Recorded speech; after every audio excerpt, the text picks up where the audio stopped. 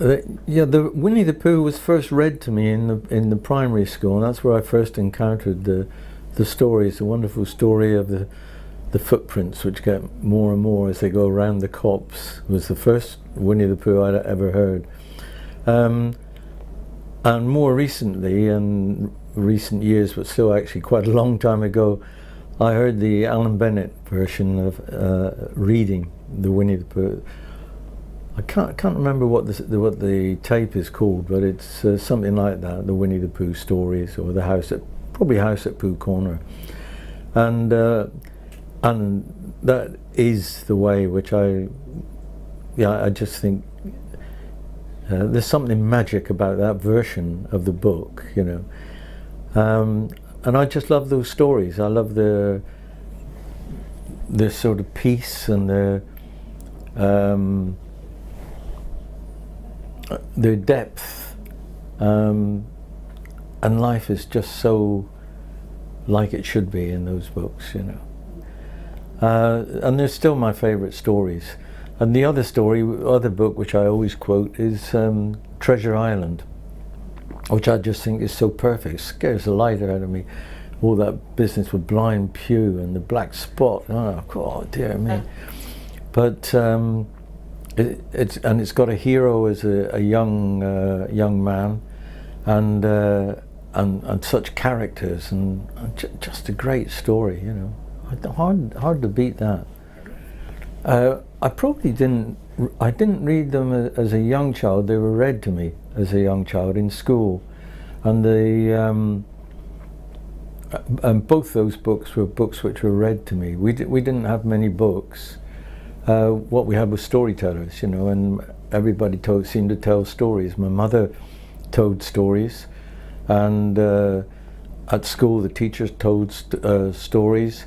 In the Scouts later, when I was first joined, which I'd be about 11, I suppose, there was somebody used to come and tell stories every week, and he'd tell ghost stories about the local area. And I was brought up in Tavistock in South Devon, and it could probably compete with New York for a spiritual movement. And it's certainly got a lot of ghosts and ghost stories. And my father, even when he talked about what was going on in the war, it was always came over as a story somehow, what he was telling you. And it was simple. I just started telling myself stories with that, you know. There was nobody else there, so I'd tell myself a story. And then later at college, people would say, tell us a story, Mac. And it's like singing blues or something. You just jump in, and once you're going, you know, it just rolls. You're both the storyteller, but you're also the audience. And you, at the beginning, you don't know where it's going. You know, it's wonderful, and it's not complicated starting stories. I liked drawing elephants at that time, and I liked it for cartoons. I was drawing a lot of cartoons in newspapers and things. And elephants are just so nice, you know. There's just such a nice image.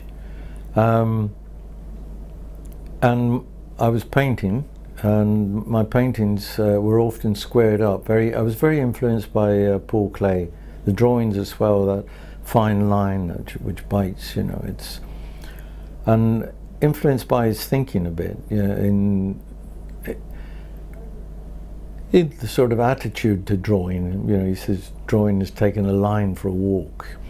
You know, that's and the joy of that, taking a line for a walk, you know, is fantastic. You know, so when it's really going and you feel the pen bite into the paper, you can feel the hair on the back of your neck stand up. You know, there's a little bit of sweat comes under your eyes. It's great.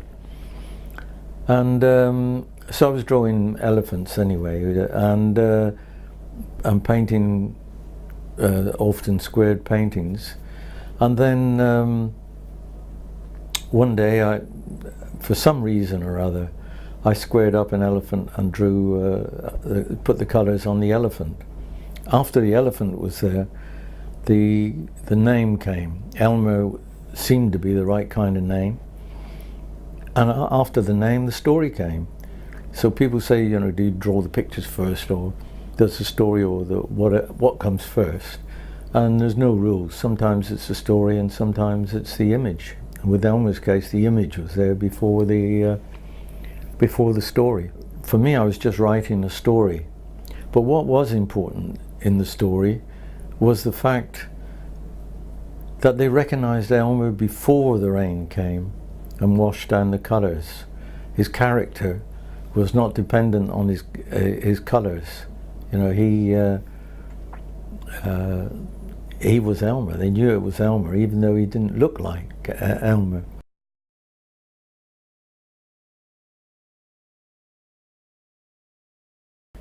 In a way, I sort of stay as far outside all that, because a lot of the stuff which goes on, I realise I have missed. You know, they've perhaps been shown to me in some state or another, but it's probably bigger than I sort of realise. I'm inclined to be a bit of a hermit anyway, and not keep up with all that kind of thing.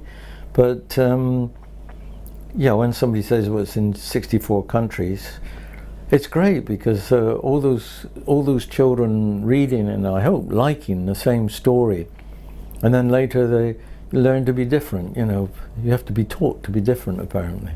The other characters are interesting. In Eldo, for example, was based on an Ashanti ring, which I've got. It's quite a big ring, and you wear it on your finger, and it's gold, and it's diamond-shaped decoration, very much like like I've drawn Eldo. And Eldo is short for El Dorado, golden elephant, obviously. And the idea of the grandfather was just something I liked, and I made him do things with Elmer that my father did with my children. Yeah, Super El was, my grandsons would dress up as Superman or Batman, and the costumes had to be correct. If there was something wrong with them, they'd get upset, you know, as if to say, Batman couldn't go out like this, he wouldn't be allowed. So that sort of set him in.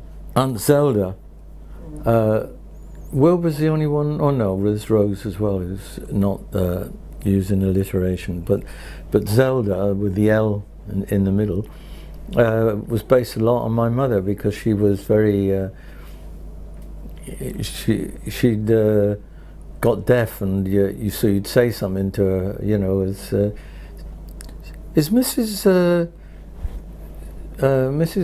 Graham still living in the corner?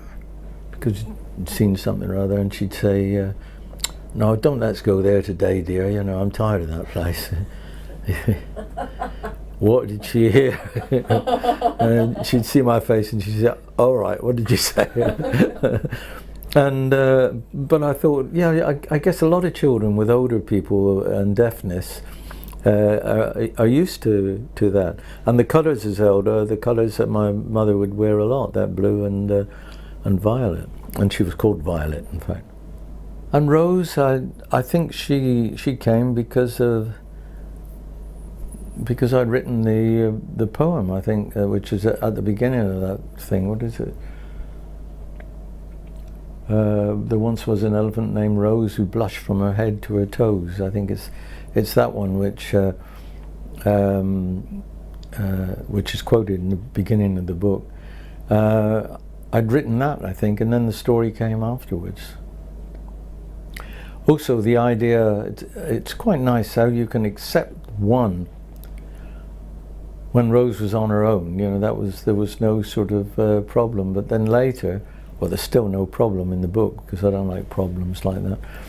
But later, you got a whole herd of elephants who are that colour, you know.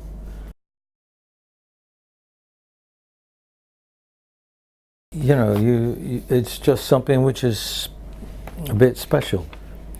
And a couple of weeks ago, I had a letter from a girl of 14 who, at the age of 4, was given Elmer, and she was specially tall. She was too tall for her age while very young. Now the others are catching her up.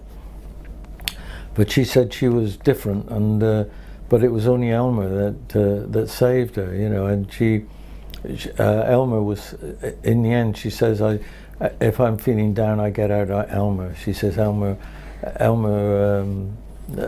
saved me, you know. And if you say, when you get letters like that, you know, it's nothing to do with me. It's to do with Elmer. But I'm just lucky to be the one that put him there, really.